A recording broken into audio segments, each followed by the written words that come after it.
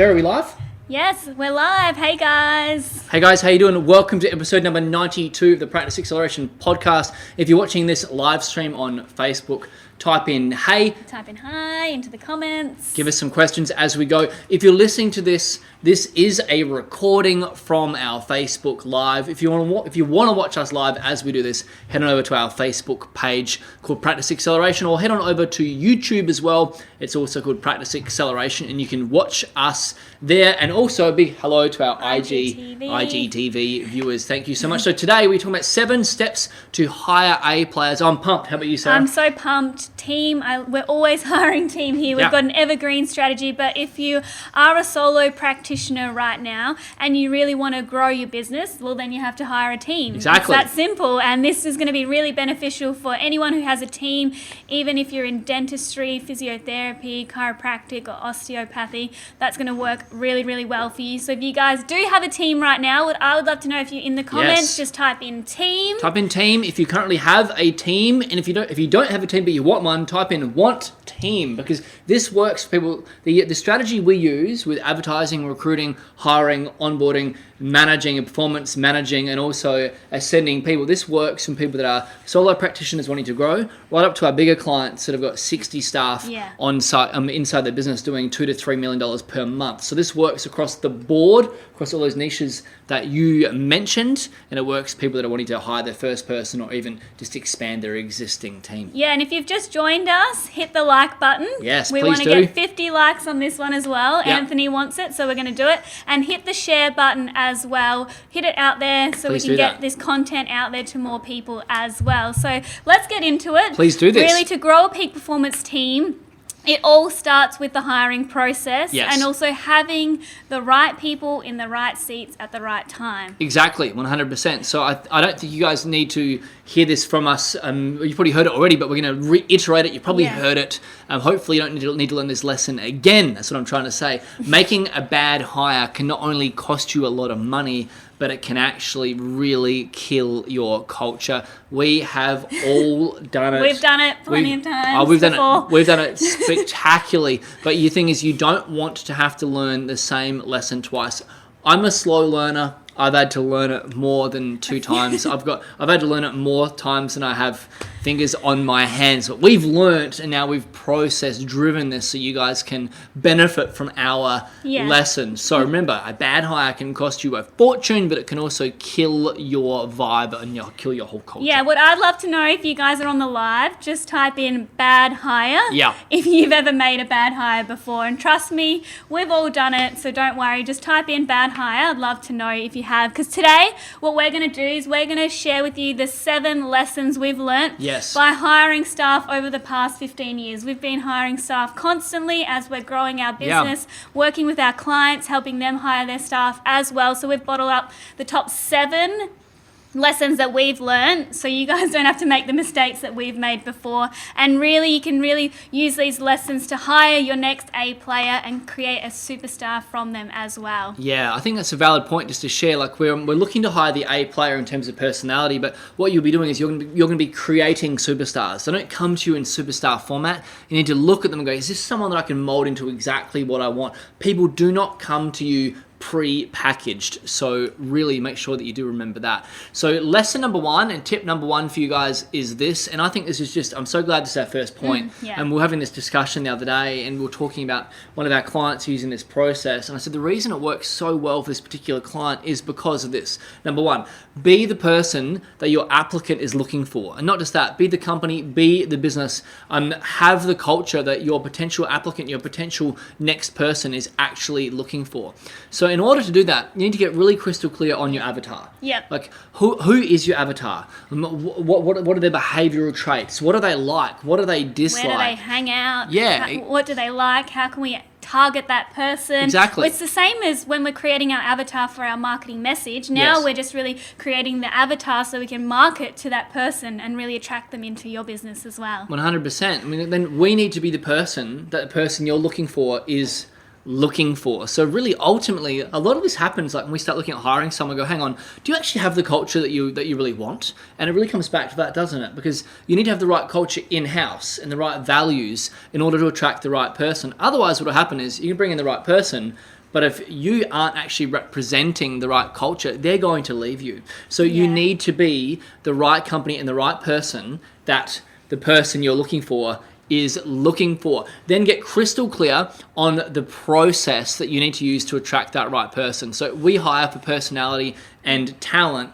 not for experience, because we can train that. They can borrow the experience from us. They can borrow the experience from you. If you're hiring for a clinical role, they're already qualified. They already know enough to actually come. Yeah, you just need the right person that's malleable, trainable, coachable. So we use a hiring funnel. All of our clients have got access to this, and it makes a massive difference. They've got access to the right job ad copy, landing page copy, Facebook ads, video scripts, even in the phone interview, everything, in-person interview, how we pre-qualify, the script for actually talking to the actual referees themselves. But this all starts with being the person that the person you're looking for is looking for. So that's point number one. Number one, and we kind of touched a little bit on point number two, but point number two is you need to have a clear process that you follow every single time, a process that is step by step, and it's logical that you follow from the start, from actually attracting the applicant with the landing page, with the ad copy, with the autoresponder, all the way through to the phone interview, then the in-person interview to the offer. You need to have a logical step-by-step process that you can follow every single time. It takes out of the emotion when you're hiring, because it can be like you're excited, you want to hire someone, you could be stressed that you need to hire someone else to fill that spot. It just takes out the emotion, and you just follow it step by step all the way through. Exactly. And with our clients, they have exactly the same process that we use to hire all of our A players here. We've bottled it up, so maybe we should stop from it now. Are we going to share some of our resources today? Yeah, well, which one are you thinking we should share? Because I hadn't thought about sharing one. But so maybe, I'm trying to think something really easy. If you're looking to hire people right now, probably the first place to start with might be even looking at, let's say, interview questions. Yeah, interview questions. Well, let's give away our interview questions. Okay, our phone interview questions. Perfect, let's do that. All right, great. So if people want to get access to our phone interview questions that we use, by the way, you must phone interview every single applicant. So when we go through, we do a process, we meet with people in person, but they need to earn the right to actually enjoy the same space that we enjoy. So first of all, they need to jump through the hoop of the phone interview. So we're going to share that with you. How are we going to give everyone access? I think we should give it to, these are so valuable, these questions. They are. Really, recruiters actually have approached us to bottle up our system. They want our system. It is that tight. So this is incredibly valuable. This is the same strategy we share with our premium high-paying coaching clients. So if you want to get it, I only want to give away 5. Yeah, I think we can only really give it away to the first 5 people who PM us on our Facebook page, and just type, when you PM us in the message, write interview. Great. And then we're going to give you those interview questions so that when you're on the phone, you can take total charge and make sure that you're booking in the right person to that next in-person interview phase. Yeah, it's really important. You're going to be Simon Cowell. You're judging the person who's on stage. You're American Idol style. You are not jumping around tap dancing on the stage. They are there to do one thing, and that is to appease you and only you. That is why they're going through the interview process,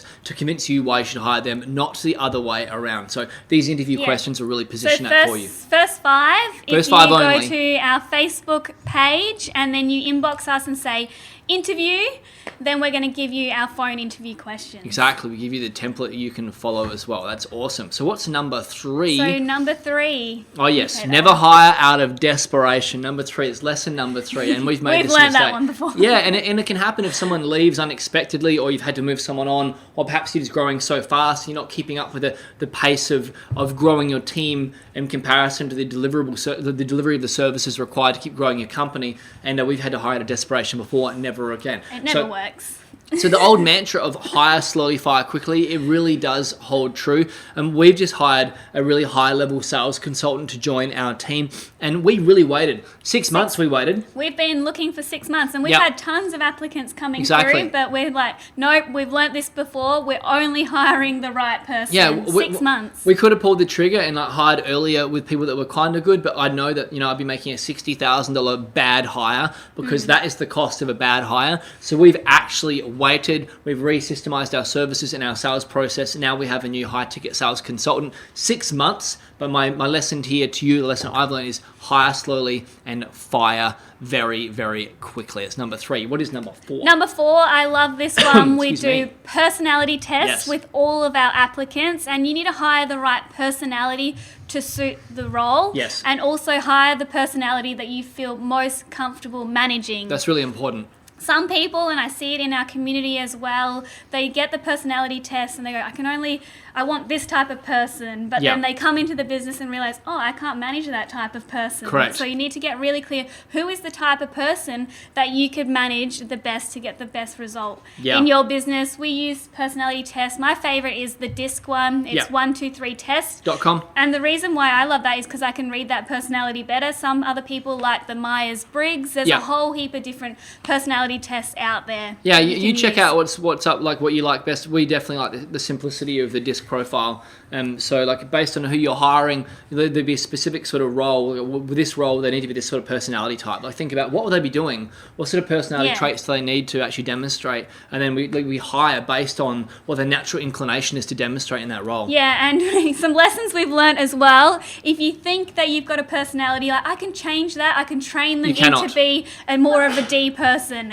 They always revert back to that behaviour. It's just their natural instinct. So the personality test, you can't change it. So make sure you hire the right personality test for the right person that's coming through. For example, for us, in terms of the sales role we were talking about, high D, yeah. we need a D person. They're going to be on the phone selling. So we Yeah. know that we need a D personality. Correct. And the thing is also, like with your clinicians, they should be high D because they're actually speaking to a patient saying, hey, this is a service, this is my recommendation, and you need to follow it or you're not going to get an outcome. Like that needs to be a dominant type personality with some high I as well, dominant and influential. Yeah. If you've got staff that are not rebooking patients properly or they're not gaining control, potentially they don't have the right personality. Interestingly enough, when we go through and we re-personality profile staff of our clients, when they use our processes, they all increase the level of D and I in their personality profile compared to when they join the practice, simply because our process gives them so much more confidence. So I think that in terms of DISC profiling, my personal belief isn't, this isn't based on science, by the way, it's not permanent. And we know that to be true. We know that to We've be true. retested you, you've retested me. We retest people all the time, and the profiles change based on the level of education and support and direction we're providing people with. So it isn't fixed. No. Remember that. And for you to be a powerful leader, you need to be high D, high I. Like that's just fact. Okay, like you just need to make sure you work on that. Don't worry, our processes enable you to do that, and in a way where you'll lead your team better. Okay. Yeah. Point number 5. Don't let emotions take over in the hiring process, which is kind of similar to hire slowly, fire quickly. But I understand, like when you're actually in the midst of it in this process, you might go, oh, I really like that person, or you might connect with them, or something might really annoy you, and your emotions just take over. It's really easy for that to happen. Yeah. Just remember, this is a neutral process, and you're looking, can this person become successful inside my organization? That's why you must follow the process. So with the process too, if you get too emotional, you deviate away from the process. Yeah. And then we lose total control of the frame. So the way that we advertise, hire, onboard, train, manage, and ultimately even fire, it's process driven. Do not deviate away from the process. Create the right process once, or just follow ours. Do not deviate from it, and you'll get exactly what you want. If you've ever hired based on your emotions, or not hired based on your emotions, or been driven off track in your sales process due to emotion, and then missed out on hiring someone or hired someone and paid them too much even, type in me beneath, and you'll be in the same club that I'm in, that Sarah's in. Like we've done that plenty of times. Never again though, but type in me. And by the way, as you're doing that, give us some likes. We want to get over 50. Is that right? Yeah, 50 likes. So hit the like button and also share it. If you're Click the share button. if you're enjoying this content, then share it because we want more people to hear about it as 100% we do. Alright. What's number 6? Number 6, I love this one, and we added this into our process, and it's been a massive game changer, is testing them actually on the role that they're going to do. Always get them to do a test when they come in, depending on what the role is. For example, if we had a copywriter that was coming in, Yes. we'd get them to write copy. In the interview. And we've learnt that lesson before as well. We had a copywriter. We didn't get them. He came in with his big newspaper articles that he'd We've written. had 2 that did this, yeah. Amazing. We're like, this writing's really great. They've been writing in newspapers, magazines, all of these things. So we just trusted that he was a great writer. Comes in to work 2 weeks in, spelling errors, nothing's world class, no sentence structure. I'm going, how couldn't write influential marketing copy to save his life. Couldn't write anything, and I'm like, where did this go wrong? It was another great opportunity for us to test our firing process, though. That was like the fastest fire I've ever had. From the moment he walked into the room to we let him out was just under 1:15. It was like, boom, lightning fast. Yeah, so Really proud of that. I just look back and go, where did this go off track? How did this happen? And it was because we didn't test him in the interview process. So now we give every writer, hey, write us an article right there. You've got half an hour to do it. For example, pressure test him. Salesperson. Yeah, we did this last week. Read the script. Get the script out. Hey, this is what you're going to be reading out. Let's get you to read it and role play it as if you were in an actual conversation, because that's what you're actually going to be doing. Exactly. So we had this sales guy come in last week, and the funny thing is, like, we'd video interviewed him twice. Referees, phone interview, then video, referees, we've done all of that. Everything checked out, past experience checked out, and then we were ready to hire on this guy. And then we're like, we great. were kind of nearly getting our emotions into it before exactly. it came in. It happens. We had to keep our emotions in check. Like I remember going in the morning of the interview going, this guy's a lock. Like he's it. Like we are definitely rolling with this guy. He's going to be amazing. I'm so excited.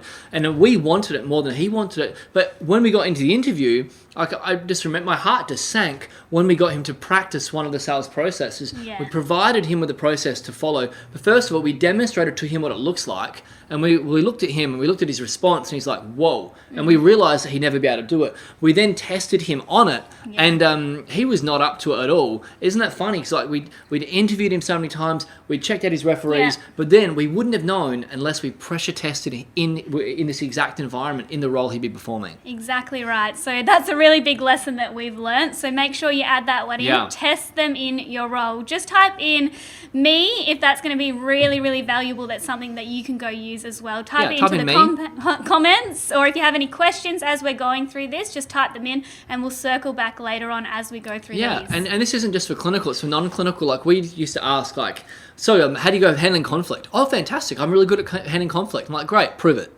So like it's like great, put them in an environment of showing them some conflict and see how they actually resolve it. Like whenever anyone says I can do it, say great, prove it. Show me evidence of that. Give me someone that can vouch for it. Now prove it to me in front of me. Here's a situation that replicates that in our environment. Go.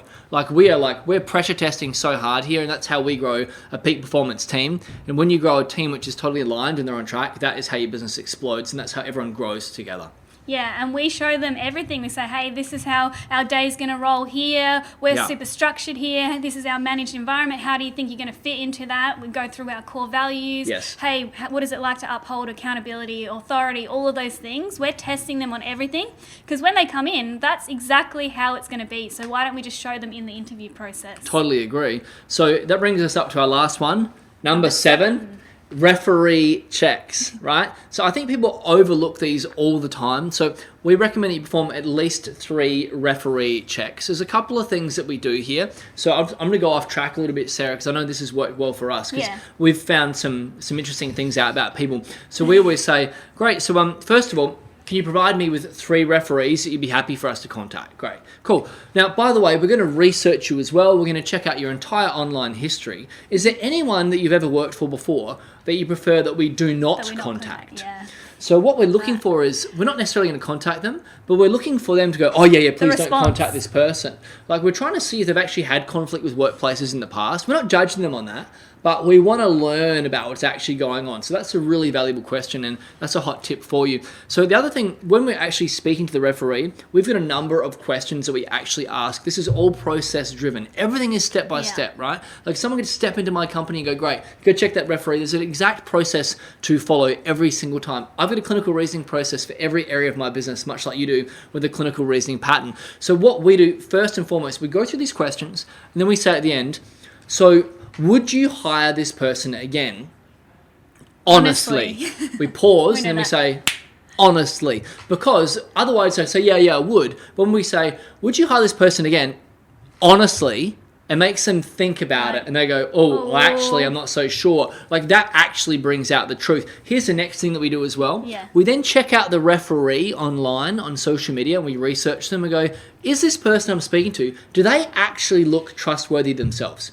Is this someone that we can really vouch for? Like, is this someone we really can believe? So we referee check the referee checks. Now, if that's super valuable, which I know it is, please type in referee beneath here and just let me know, because they are some red hot tips for you guys on checking out referees. Yeah, I've found some very interesting my stuff goodness. by doing referee checks. I've done so many in my lifetime, but just little things that they say in the check, I'm like, hang on, that doesn't match up with what this other person said. And I had one person that I started searching on social media after one little thing that they said to me. Yeah.